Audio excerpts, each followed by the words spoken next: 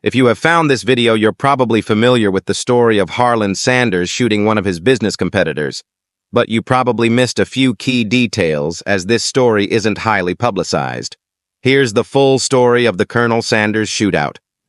At the time of the shootout, Harlan Sanders was still years away from founding Kentucky Fried Chicken and becoming an honorary colonel.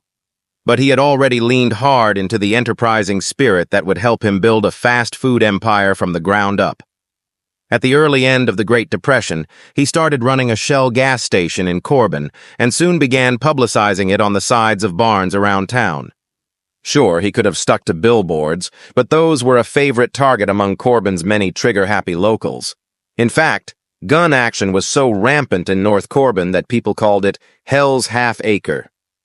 They'd think twice about shooting at a barn, however, since bullets could easily harm whatever livestock was inside.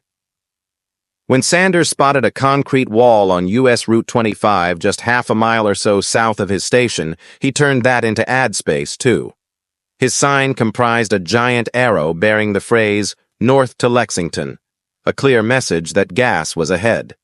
But directing drivers toward Sanders' stop also meant steering them away from Matt Stewart's nearby Standard Oil station. So, on the grounds that the sign sat on land owned by a railroad company, Stewart painted over it, using a tough-to-remove, tar-like substance called creosote. Sanders undid the damage and promptly confronted Stewart. The meeting didn't go well. Both of the men threatened to blow your goddamn head off. So tensions were already running high when, early on May 7th, a kid showed up at the Shell station and told Sanders that Stewart was painting over the signs again. Sanders opted for another confrontation, and this time he wasn't alone. Shell District Manager Robert Gibson and Shell Supervisor Carlisle Shelbourne happened to be visiting the station that morning and agreed to accompany him.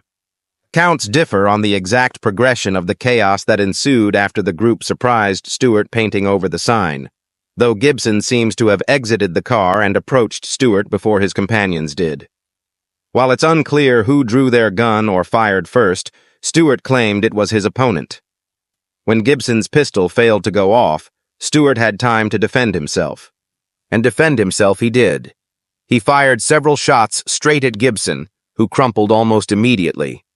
Shelbourne then allegedly whipped out his own gun while Sanders seized Gibson's, or drew his own, if you prefer Stewart's version of events, and the two managed to hit Stewart twice.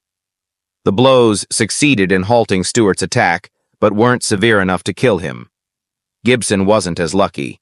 He breathed his last before even making it to the hospital. This was bad luck for Stewart, too, who now faced a murder charge.